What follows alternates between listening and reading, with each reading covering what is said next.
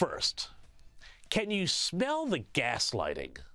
The Democrats and their pals in much of the media are going absolutely full pelt with their push to win Kamala Harris the presidency.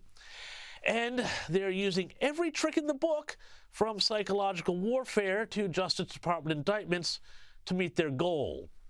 Key to this, of course, is to create a sense that a Harris presidency is inevitable and that those who don't go along with the program will be left behind. So, come on, get with us.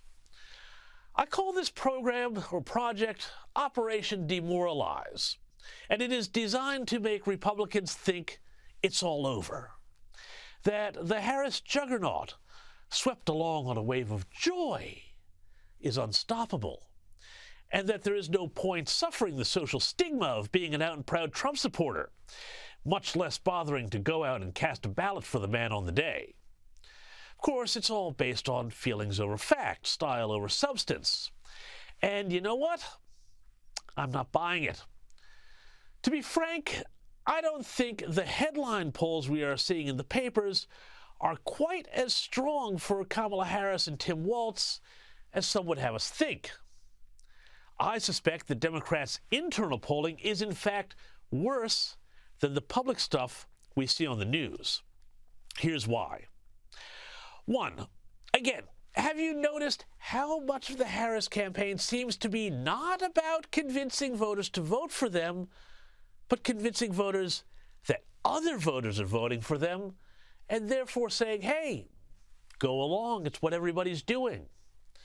This is why there has been so much emphasis on crowd size and full arenas, which, as we will see soon, might not be all they are cracked up to be.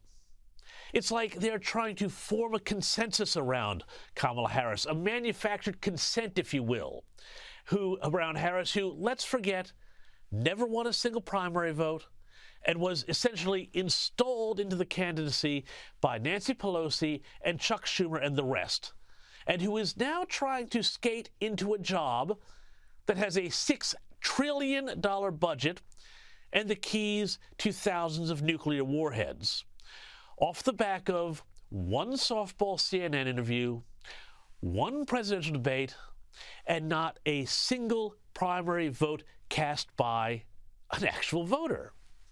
But hey, you know what they say, anything to protect our democracy, right? Now, point two, about those crowds. Well, on Thursday, vision emerged of buses that were reportedly used to bring in out-of-state attendees to a Harris rally in New Hampshire, which is a tiny state with just 4 electoral votes that, let's be frank, shouldn't be hard for Harris to easily pick up. Are you maybe starting to get the idea that all of this groundswell of support isn't all it's cracked up to be? This local reporter implied much the same thing.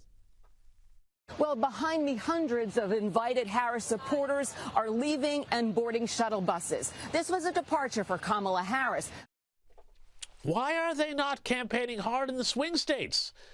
This seems, going to New Hampshire, like a bizarre use of resources.